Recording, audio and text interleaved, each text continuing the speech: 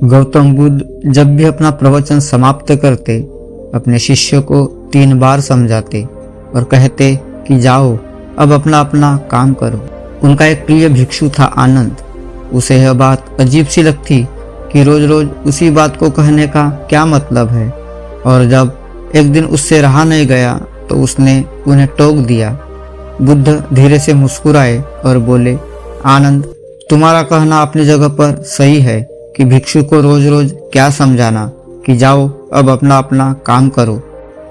पर शायद तुमने यह ध्यान नहीं दिया कि धर्म सभा में सिर्फ भिक्षु ही नहीं, आसपास की बस्तियों के बहुत से लोग भी आते हैं। उनमें से बहुत से लोग ऐसे होते हैं जो पहली बार आए होते हैं, तो उनके लिए मैं यह बात 3 बार दोहराता हूँ। पर यह स्पष्टीकरण भी आनंद के पल्ले नहीं पड़ा। इस पर बुद्ध बोले, आनंद, आज की सभा में जितने लोग बैठे थे उनमें सन्यासी तो बहुत सारे थे, पर एक चोर और एक वेश्या भी थे। कल तुम ऐसा करना कि किसी एक सन्यासी, उस चोर और वेश्या से जाकर मिलना और उनसे पूछना कि मेरी बातों का उन्होंने क्या अर्थ ग्रहण किया। यह सुनकर आनंद और आश्चर्यचकित हुआ कि इतने लोगों की भीड़ में बुद्ध ने चोर और वेश्या को एक नज़र में कैसे पहचाना, और भला मैं कैसे जानूंगा कि वह चोर और वेश्या कहाँ रहते हैं। बुद्ध उसके मन की बात समझ गए। उन्होंने आनंद को चोर और वेश्या के बारे में बताया और जाकर आराम करने को कहा। आनंद ने जैसे तैसे उत्सुकता में वह रात काटी और अगले दिन सुबह सुबह तहकीकात के लिए निकल पड़ा। सबसे पहले वह एक सन्यासी के घर पहुंचा जो बुद्ध की धर्म सभा में नियमित रूप से आता था। आनंद ने उससे पूछा, रात्रि सभा में बुद्ध ने जो आखिरी वचन कहे कि अब जाकर अपना अपना काम करो, आपने उससे क्या सीखा? इस पर वह भिक्षु बोला, इसमें सीखने वाली क्या बात है? भिक्षु का नित्य कर्म है शाम को ध्यान, अल्प भोजन और विश्राम। मैंने कल भी वही किया।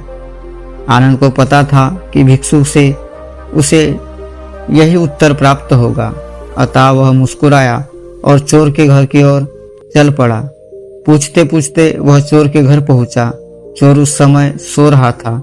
उसे उसके घर वालों ने जगाया और बताया कि भिक्षु आनंद उससे मिलने आए हैं। यह सुनकर चोर चौंका उठा और हाथ जोड़कर आनंद के सामने हाजिर हो गया। आनंद ने अपना सवाल दोहराया। रात्रि सभा में बुद्ध ने जो आखिरी वचन कहे कि अब जाकर अपना अपना काम करो, आपने उससे क्या सीखा? चोर विनम्र शब्दों में बोला, भिक्षु, बुद्ध तो अंतर्यामी है, इसलिए आपसे क्या छिपाना। मैं कल रात पहली बार बुद्ध की धर्म सभा में गया और उनके प्रवचन सुने। मेरा तो जीवन ही सफल हो गया। बुद्ध के प्रवचन सुनने के बाद मैं उनके कहे अनुसार अपने काम यानी कि चोरी करने निकल पड़ा, और कल इतना बड़ा तगड़ा माल हाथ लगा कि अब आगे मुझे चोरी करने की जरूरत ही नहीं पड़ेगी। अब मैं अपना जीवन आराम से काट सकूंगा। चोर की बात सुनकर आनंद हैरान रह गया। वह वहां से उठा और वेश्या के घर की ओर चल पड़ा। वेश्या आनंद को देखते ही पहचान गई। उसने आनंद को प्रेम पूर्वक घर के भीतर बुलाया और उनके लिए जलपान लेकर आई। जलपान ग्रहण करने के बाद आनंद ने वेश्या के सामने भी अपना सवाल दोहराया। यह सुनकर वेश्या बोली, भिक्षु, भगवान बुद्ध ने अपने प्रवचन के अंत में कहा कि जाओ अपना अपना काम करो। सो प्रवचन के बाद मैं अपने घर आई और अपनी नाच गाने की महफिल सजाई, लेकिन बुद्ध के आशीर्वाद से कल जैसी महफिल तो कभी नहीं सजी। कल मेरी महफिल में कई बड़े बड़े राजे महाराजे पधारे। उन लोगों ने प्रसन्न होकर इतना धन धान्य मुझे दिया कि अब मुझे धन के लिए यह कर्म करने की आवश्यकता ही नहीं पड़ेगी। आनंद के आश्चर्य की सीमा न रही। वह वहां से वापस महात्मा बुद्ध के पास गया। उसने बुद्ध को जाकर प्रणाम किया और उन्हें सारी बात कह सुनाई। बुद्ध बोले, आनंद, इस संसार में जितने भी व्यक्ति हैं, सबके मस्तिष्क अलग अलग है। वे सभी लोग अपनी बुद्धि और क्षमता के अनुसार ही बात का मतलब निकालते हैं। इसलिए मैं अपनी इस बात को 3 बार कहता हूँ कि जाओ अब अपना अपना काम करो। इसके पीछे मेरी सोच यही है कि किसी के समझने में कहीं कोई कमी न रह जाए, लेकिन इसके बाद भी लोग उस बात का मतलब अपने अपने हिसाब से समझते हैं। और इसका कोई उपाय भी नहीं है। इसलिए यह सृष्टि ऐसी है।